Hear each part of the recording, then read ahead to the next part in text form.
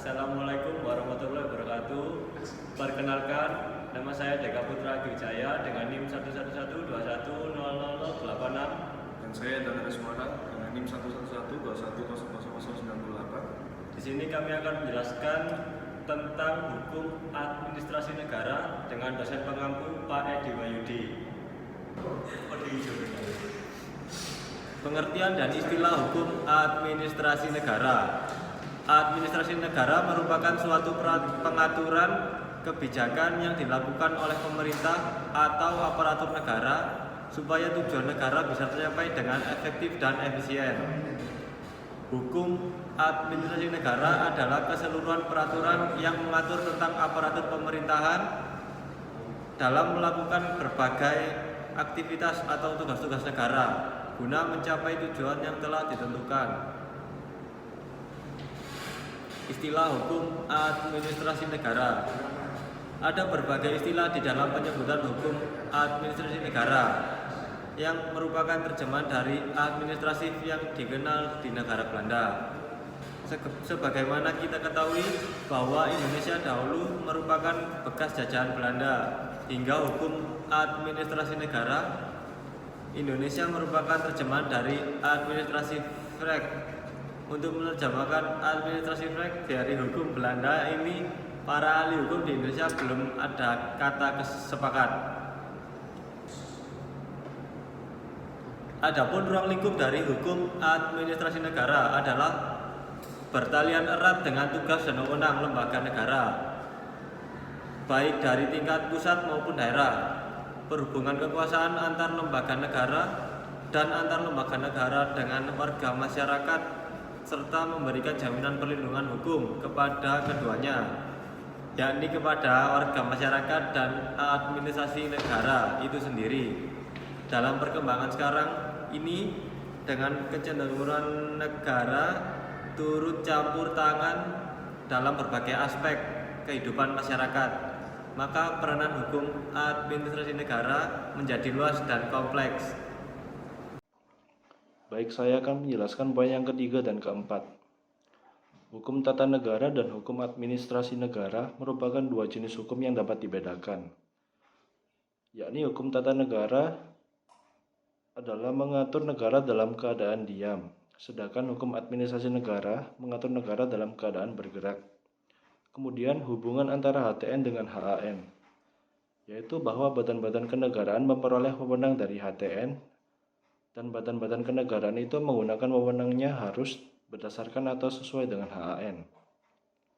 Kemudian poin yang keempat, sumber hukum administrasi negara.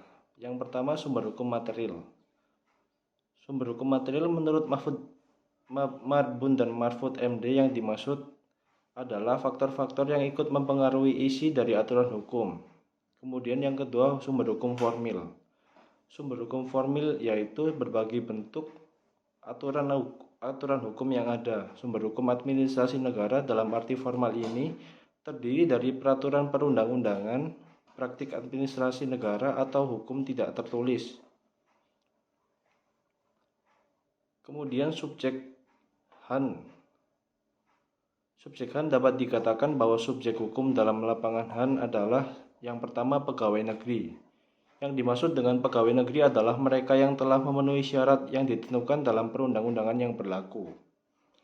Kemudian yang kedua, jabatan-jabatan.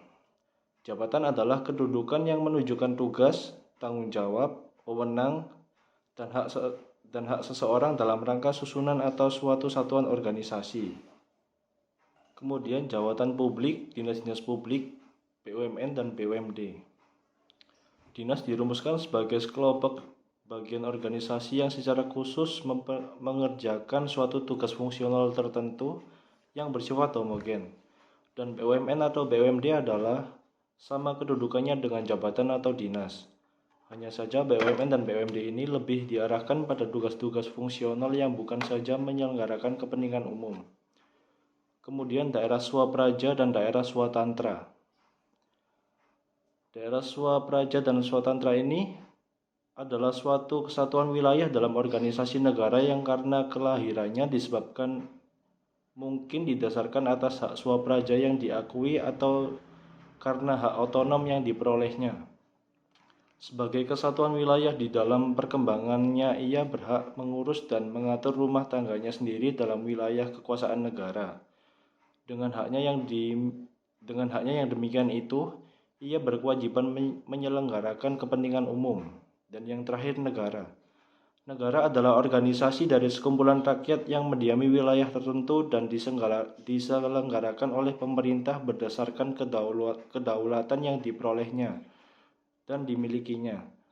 Di dalam kedudukannya sebagai subjek hukum, maka negara berhak melindungi, mengurus, dan mengatur dirinya sebagai organisasi sehingga pada gilirannya ia berkewajiban mencapai tujuan yang ditetapkan.